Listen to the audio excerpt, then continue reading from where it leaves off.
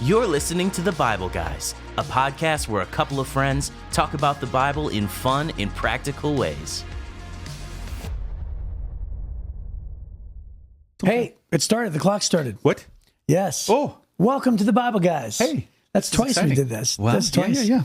Hey, so my name is Chris. This is Jeff. And we're ready. We are ready. We are ready. Well, so it's Friday. Hey, it's the new year. Yes. And it's Friday. Yes. And it wouldn't be right to start off the new year without our favorite segment of what made Chris mad this week. Yes. And it took me a minute to think about this. Yeah. I was surprised. Normally we say what made Chris mad this week. You go, oh, I know. Yeah, but and this one you're like, oh, let me think about that. Out of all fairness, though, I'm not feeling very well. Well, and you're still kind of maybe in the leftover Christmas spirit. Oh, is that what it is? Right, that might be feeling it. kind. Yeah. So.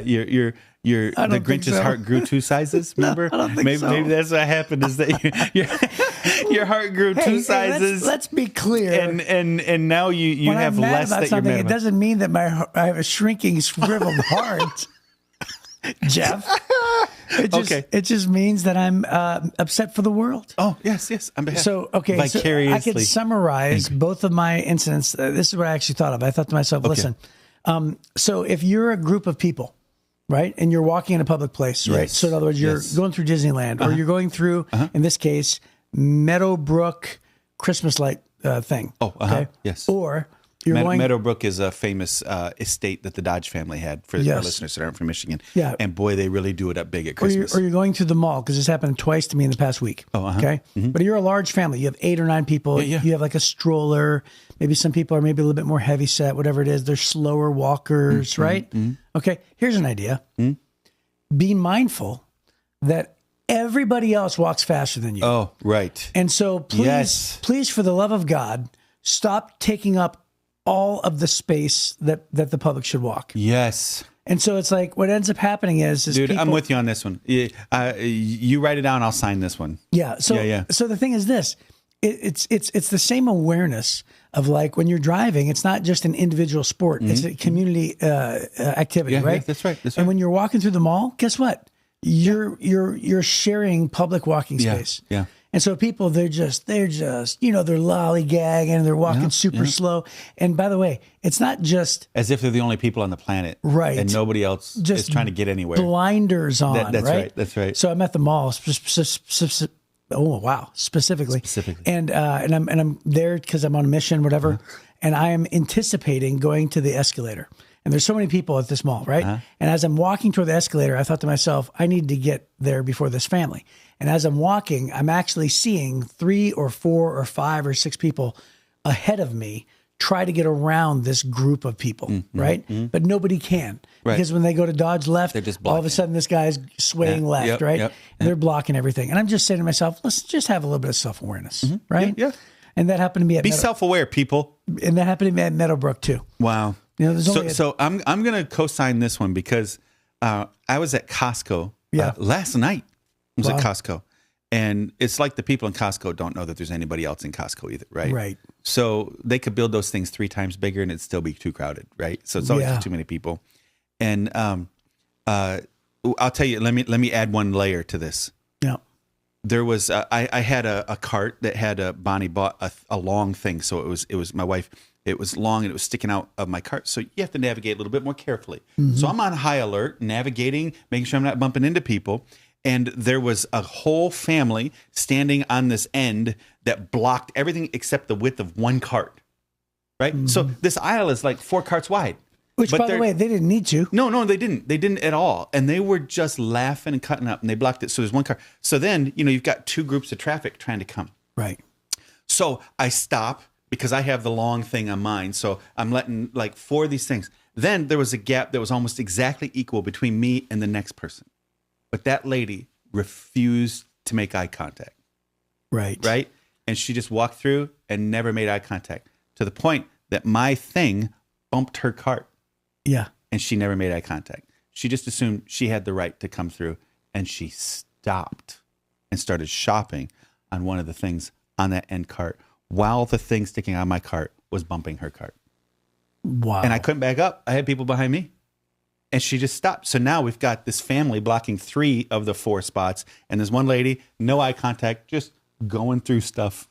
Yeah. And So if you're in a public place, people, a lack of self-awareness. yeah, well, it's selfish. It's really it's that selfish thing, right? And so we know our listeners have suffered through these things, and we're mad for them too. Yeah, I am mad for the world for these kinds of families. Okay, I'm joining you on this one. This is a special episode. Yes. Right? Well, I think you relate to most things I say, I think. Yeah, usually. You're just more amused that I get so upset about it. No, I'm angry about this one with you. Yeah. Yeah. And I think, and by the way, it's okay to be slow.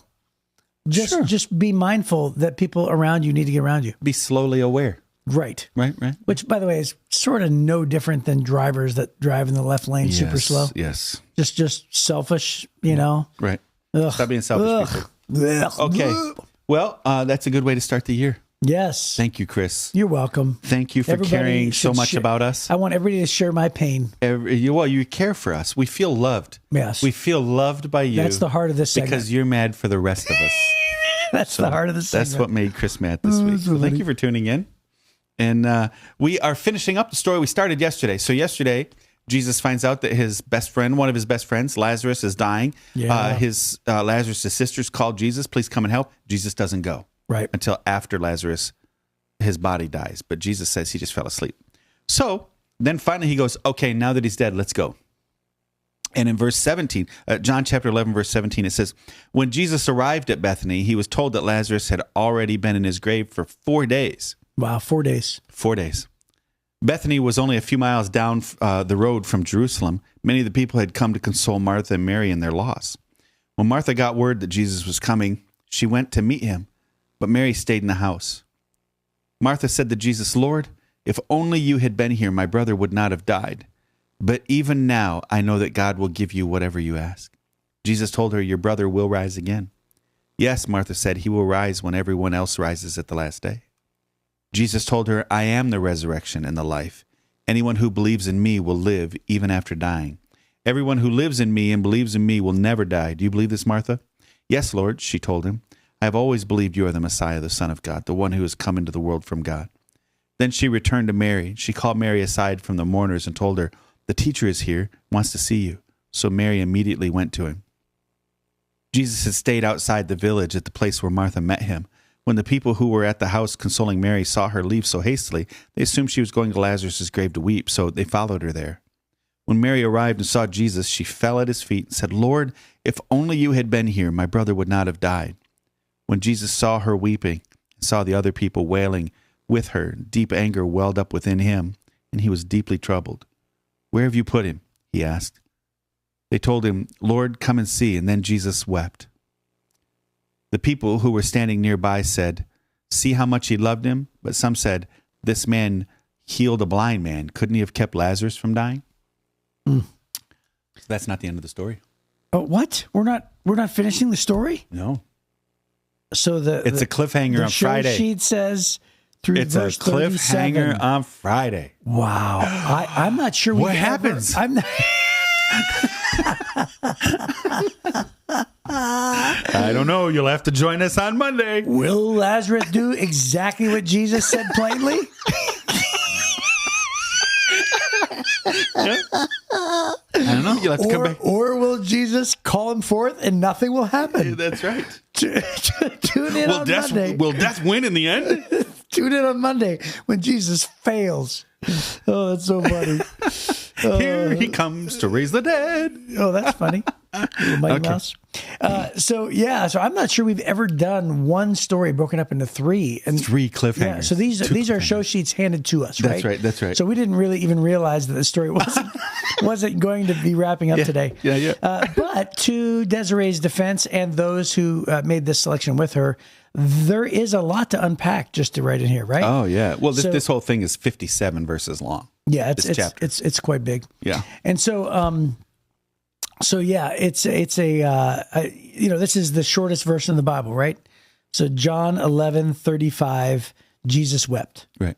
And that's a famous little known fact in the Christian world. Whenever you had to quote a Bible verse, would you go there first? Oh yeah. Yeah, if it's for like points or something. Yes. Remember back when you were a kid? Quote a Bible verse, Jesus wept. Yep. John 11:35. But and by the way, I remember learning that lesson we were on a scavenger hunt. We had to run up and just quote any Bible verse. And as I was quoting John 3:16, which was one of the only verses I even knew, I didn't even know this verse. A kid behind me, as I was quoting it, ran up and he goes, "Jesus wept," and grabbed the bag and left. And I was like, "Oh yeah." And then I learned my lesson after that. So, because we did all those goofy. So games. Jesus arrives in Bethany. Yep. And finds out that Lazarus has been dead in the grave for 4 days. You know what the most interesting part about this whole passage is to me? When Jesus saw her weeping and saw the other people wailing with her, a deep anger welled up within him, and he was deeply troubled. Yeah. I love it. I love that. Yeah, me too. Yeah. Tell us why you love it. Because Jesus hates death so much. It was never supposed to be this way.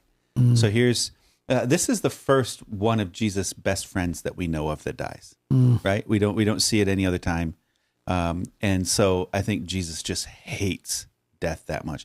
He hates what sin does that much. You want to know why God hates sin? It's because it kills us. It ruins everything that was supposed to be perfect. It ruins God's perfect plan for us. Everything that he had for us is ruined by sin, and he hates it because of that. He's a holy and righteous God. He hates it because of that too. But he hates the consequences. And I think that's why Jesus gets so angry. He's not angry at them for weeping because he cries. Right. But he hates this, what death does. Yeah. And it's a beautiful thing to understand that that's exactly why he's crying. He's crying at the fact that they're so sad and there's so much sorrow in life, and it's all because of sin. And I also think he cares that much too. Yeah. It just shows that God cares, right? And it shows the humanity of Jesus, certainly. Yeah, well, this is the only time that Jesus cries in the Bible, I think, that's mentioned. Yeah, no, he looks over Jerusalem and he weeps. Oh, he weeps. Oh, Jerusalem, how I long. Yep. Yep. Oh, yeah, that's correct. But they're both pretty close here. It's these two. I mean, it's in the next couple chapters. He's having an emotional week. Yeah, it's a really emotional week. He's also on the verge of, he's going to die, so he knows that's coming. Right, he knows it's coming. Yeah.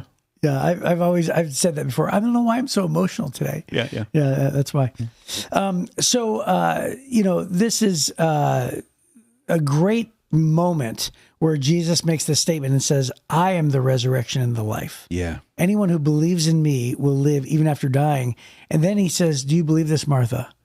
And then she says, "I have always believed that you are the Messiah sent from God." I mean, never has it been just so clear. Peter said, "Yes, you're the Messiah, Son of the living God," right? A few times maybe, but here is Martha, just crystal clear.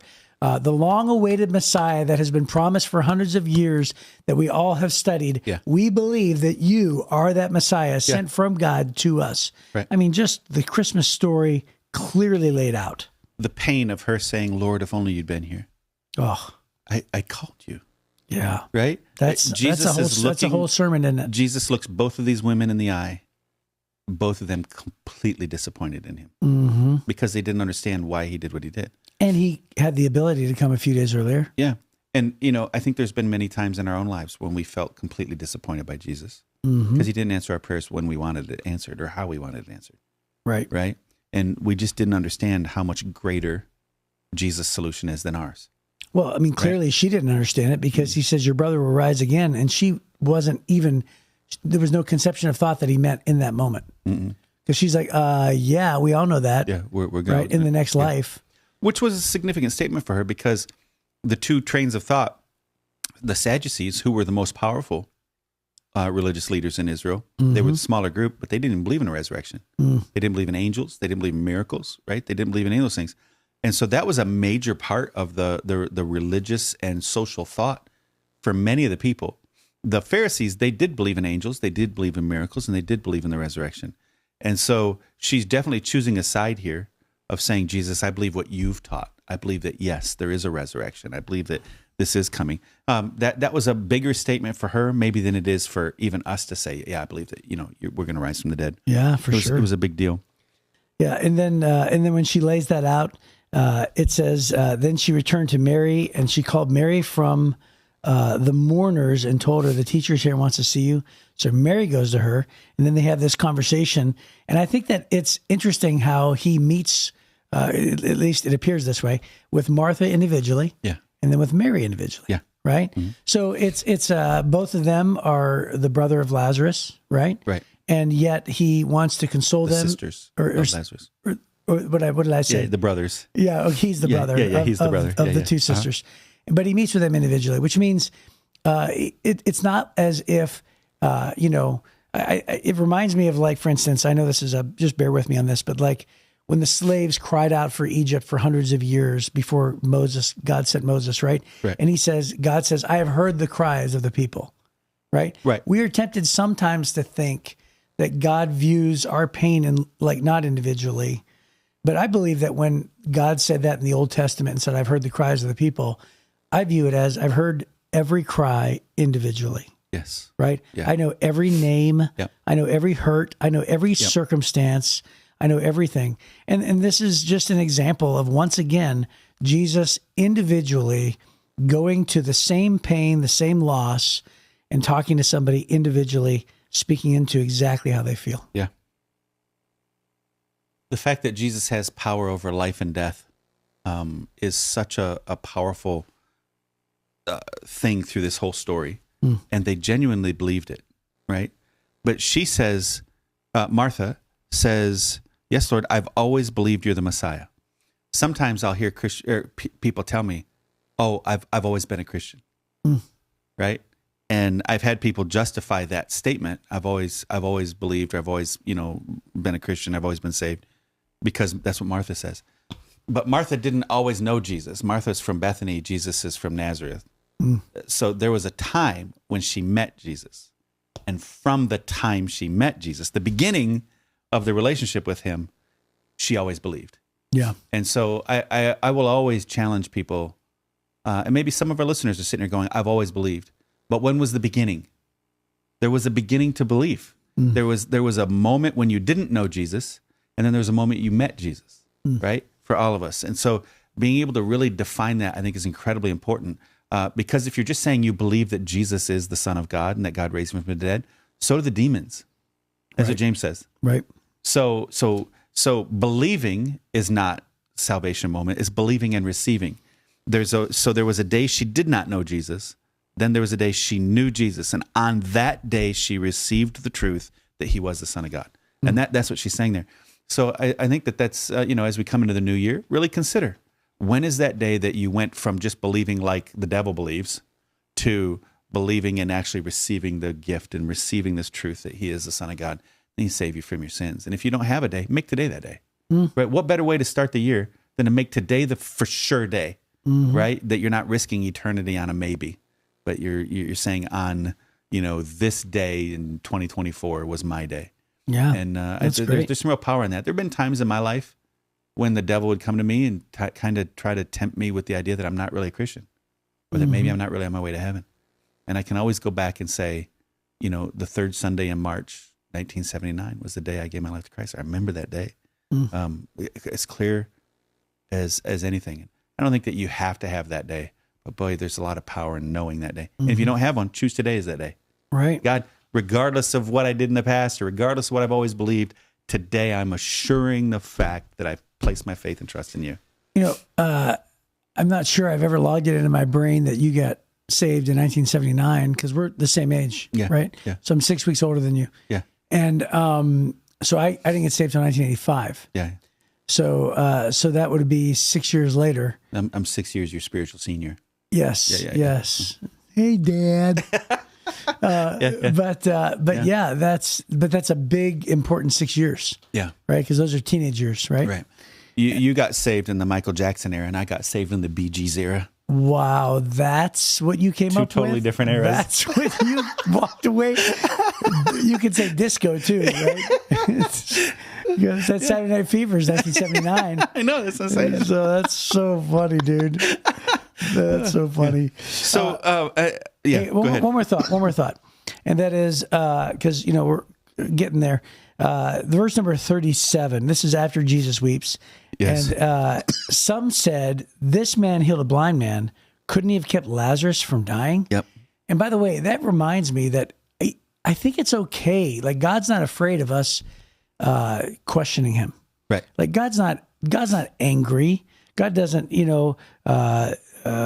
Well, it actually does say in the next verse, Jesus was still angry as he arrived at the tomb. But he was angry at death. Ironically, not at them. He's not angry at us. Not angry at us.